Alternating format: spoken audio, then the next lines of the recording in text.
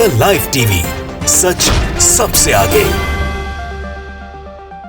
दोस्तों, कर्नाटक में आज परिणाम हो जाएंगे घोषित और कर्नाटक में सरकार का फैसला भी हो जाएगा। एग्जिट पोल्स लगभग तय कर चुके हैं कि कर्नाटक में कांग्रेस की सरकार बनने का रास्ता साफ है और बीजेपी दक्षिण भारत से साफ होती दिख रही है। सट्टा बाजार इसके ऊपर क्या कह रहा है, ये बड़ा महत्वपूर्ण हो गया है। सट्टे बाजार के अंदर जो चीजें चल रही हैं उसको अखबारों में और मीडिया आउटलेट्स में, हाउसेज में जगह भी मिली है और सट्टा बाजार के आंकड़े को तो देखकर आप दंग रह जाएंगे, क्योंकि एक सट्टा बाजार ऐसा भी है जिसने बीजेपी को गिनती की 4-5 सीटों तक भी सीमित कर दिया। मैं आपको इस वीडियो में सट्टा बाजार के बारे में जरा बताना चाहता हूं कि उसने कैसे बीजेपी की कल रात की पूरी नींद उड़ा के रख दी। एबीपी लाइव ने इसको लिखा, कर्नाटक रिजल्ट्स 2023, कर्नाटक के चुनाव नतीजों पर क्या कहता है सट्टा बाजार, किस पार्टी की जीत की हो रही है भविष्यवाणी। चुनाव के परिणाम लगभग कुछ घंटों के अंदर क्लियर हो जाएंगे। सरकार बनना, सरकार बचना, ये तमाम चीज़ों के ऊपर कयास जो है वो पूर्ण विराम लगाकर और सच्चाई को सामने ला देंगे। लेकिन सट्टे और सटोरिये जो होते हैं बड़े एक्टिव होते हैं और उनका बड़ा मैं नहीं कहता कि ये लीगल काम है, लेकिन जिस तरह से पैसा लगा होता है तो मीडिया हाउसेस उसके हिसाब से भी स्टोरी बताते हैं और उसके हिसाब से भी आकलन लगाया जाता है। सट्टा बाजार चलाने वाले सटोरियों ने कर्नाटक में कांग्रेस पर अपना पैसा लगाया है, ये कहना है एबीपी न्यूज़ का। जहां बुधवार को 224 विधानसभा सीटों के लिए मतदान हुआ था, कहा गया है कि सबसे पुरानी पार्टी यानी कांग्रेस लगभग 120 से 130 सीटों के साथ उल्लेखनीय जीत हासिल कर सकती है। सटोरियों ने भविष्यवाणी की है कि भारतीय जनता पार्टी अधिकतम 80 सीटें जीतेगी, जबकि जनता दल सेक्युलर को 37 सीटें मिलने की उम्मीद है। ये एक सट्टे बाजार का आकलन है, या यूँ कह लीजिए कि ये एवरेज है।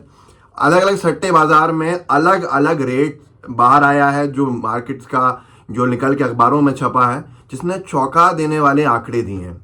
और आंकड़े भी इतने घातक हैं भाजपा के लिए कि बीजेपी का हाल बहुत ही ज़्यादा खराब कर्नाटक में होता हुआ दिख रहा है। बीजेपी की तस्वीर भी बहुत खराब होती हुई दिख रही है। अब लगभग गिनती जो है शुरू हो गई है, इनिशियल ट्रेंड्स भी आना शुरू हो जाएंगे। हापुड़ का एक सट्टा बाजार है, इसको एबी ने लिखा है। हापुड़ के सट्टा बाजार के एक सूत्र ने IANS मतलब IANS ये एजेंसी है, न्यूज़ एजेंसी, उसको बताया कि कांग्रेस को 110 सीटें मिल सकती हैं, जबकि भाजपा को अधिकतम 75 सीटें मिलने का अनुमान है। लेकिन जो फलौदी सट्टा बाजार है उसका कहना है कि कांग्रेस को 137 सीटें मिलेंगी। ये फलौदी का सट्टा बाजार जो है इसने सबसे ज़्यादा बेचैनी बढ़ाई है बीजेपी के नेताओं की नींद उड़ा के रखी है। फलौदी का सट्टा बाजार कह रहा था और कह रहा है कि 137 सीटें किसको मिलेंगी, कांग्रेस पार्टी को मिलेंगी 224 में से, और बीजेपी को कितनी सीटें मिलेंगी इसको सुनकर आप चौंक जाएंगे। इनका कहना है कि कांग्रेस पार्टी को 137 सीटें मिलने की संभावना है। किसका कहना है? फलौदी सट्टा बाजार से जुड़े लोगों का। जबकि भाजपा को केवल 5 सीटें मिलने की उम्मीद है। आप देखिए मामला कितना घातक हो रहा है। इसमें साफ तौर के ऊपर अनुमान लगाया जा रहा है, फलौदी के सट्टा बाजार के लोगों का जो कहना रहा है कि कांग्रेस पार्टी एक प्रचंड बहुमत की तरफ बढ़ेगी, लेकिन बीजेपी मुख्य विपक्षी दल नहीं रहेगी, ये अभी तक किसी ने नहीं कहा। ये कहना है फलौदी के सट्टा बाजार के सटोरियों का, जो न्यूज़ एजेंसीज को अपने इनपुट्स दिए हैं। और ये चौंका देने वाला आंकड़ा है कि बीजेपी को 5 सीटें मिलने की उम्मीद है। तो बहुत ही ज़्यादा मुझे लगता है कि हैरत अंगेज़ है।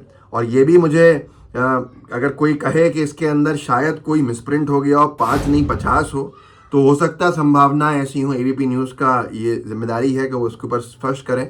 और ये सट्टा बाजार जो है 30 सीटें लगभग बता रहा है जनता दल सेक्युलर की। तो अगर ये वाकई में 5 सीटें हैं तो फिर बीजेपी के लिए शायद बहुत बड़ी खतरे की घंटी बज चुकी है। और अगर 50-55 सीटें हैं तो भी बीजेपी एक कमज़ोर विपक्ष के तौर के ऊपर कर्नाटक में दिख रही है। पालनपुर सट्टा बाजार के मुताबिक और आगे की चीज़ है, कांग्रेस को 141 सीटें मिलने का अनुमान है। ये अलग अलग सट्टे बाजार के आंकड़े कि 141 सीटें मिलने का अनुमान है, जबकि बीजेपी को 57 सीटें मिलने का अनुमान है और जेडीएस को 24 सीटें मिलने की संभावना है। ये संख्याएं कांग्रेस पार्टी के लिए एक अनुकूल परिणाम का संकेत देती हैं, जो अपने प्रतिद्वंदियों पर महत्वपूर्ण बढ़त का सुझाव देती है। कुल मिलाकर सट्टा बाजार ने 224 सीटों वाली विधानसभा में कांग्रेस को 120 से 130 सीटें मिलने का अनुमान जताया। और सटोरियों का कहना है कि बीजेपी अगर मैक्सिमम अपने सबसे ज़्यादा आंकड़े पर आएगी तो वो होगी 80 सीटें। मतलब जोड़ तोड़ की संभावनाएं पूरी खत्म हो जाएंगी। और जो कथित तौर पे लोग कह रहे हैं सोशल मीडिया पर कि ऑपरेशन लोटस की तैयारी हो रही है, तो वो स्थिति 80 सीटों के जीतने के बाद भी बीजेपी नहीं बना सकती है, क्योंकि बहुमत का जो आंकड़ा है वो लगभग 112 सीटों के ऊपर है।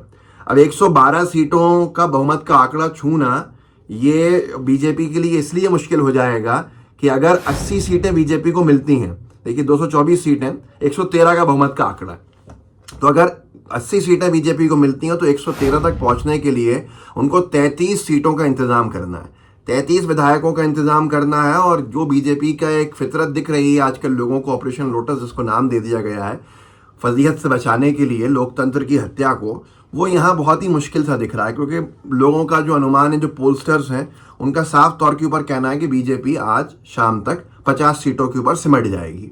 अगर ऐसा हुआ तो ये बड़ा झटका होगा बीजेपी के लिए। बड़ा झटका इसलिए होगा क्योंकि सीधे तौर के ऊपर ये 2024 के लोकसभा में भी असर डालेगा।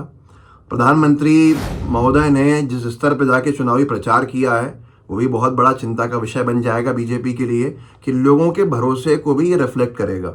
हिंदुस्तान ने लिखा, नतीजों से पहले ही खुश हुई कांग्रेस, बोली पीएम मोदी की हार होगी, खुलेगा दिल्ली का दरवाजा। अब यहाँ पर कांग्रेस पार्टी बहुत ही ज़्यादा ऐसी स्थिति के अंदर दिख रही है, कंफर्टेबल स्थिति के अंदर, कि कंफर्टेबली वो अपने बहुमत के आंकड़े को छू लेगी। और बहुमत का आंकड़ा जैसे जैसे आगे बढ़ेगा वैसे वैसे जो सरकार बनती है उसको मजबूती मिलती जाएगी। अब ऐसे हालात के अंदर दक्षिण भारत में इस तरह का हाल होना आगे बीजेपी की चिंता और बढ़ा रहा है। कि बीजेपी की चिंता इसलिए बढ़ा रहा है क्योंकि जयराम रमेश ने साफ कह दिया कर्नाटक में कांग्रेस की जीत पीएम मोदी की हार है, क्योंकि उनके अलावा कर्नाटक में किसी ने प्रचार नहीं किया। कर्नाटक की हार के बाद दिल्ली का दरवाजा 2024 में कांग्रेस के लिए खुला है। और कांग्रेस पार्टी के जो जनरल सेक्रेटरी इंचार्ज हैं रणदीप सुरजेवाला जी, उन्होंने तो 6.5 करोड़ जनता का धन्यवाद भी कर दिया है। तो ये जो कॉन्फिडेंस है ये कहीं ना कहीं एग्जिट पोल में भी छलका। बीजेपी को लेकर जिस तरह की बातें हुई वो भी सबने देखी कि हर क्षेत्र, एक कोस्टल कर्नाटका का क्षेत्र है ये, जहाँ पर आपका उडुपी, मैंगलोर ये आता है, यहाँ थोड़ा सा बीजेपी को एज मिलता है क्योंकि ये थोड़ा हाईली टेंस्ड एरिया है अगर देखा जाए, जिसमें सांप्रदायिकता की अगर बात की जाए थोड़ी सी उसमें मतलब सेंसिटिविटी है वहाँ पर, जिससे बीजेपी शायद कुछ फ़ायदा हासिल कर ले। लेकिन बाकी क्षेत्र बहुत मजबूती वाले कांग्रेस की तरफ चले गए और अब धीरे धीरे ट्रेंड्स आएंगे। आज अब शुरू हुई है मतगणना, जिस तरह से अब ये गिनती जब कहाँ तक जाएगी और स्पष्ट कितनी देर में होता है ये भी आगे आने वाले कुछ घंटों के समझ में आ जाएगा। तो इस वीडियो को भी देखते रहिए, आगे और चीज़ें हमारी देखते रहिएगा। साथ में लाइव टीवी को सब्सक्राइब भी कीजिए, बेल आइकन भी दबाइए। जय हिंद, जय भारत। द लाइव टीवी, सच सबसे आगे।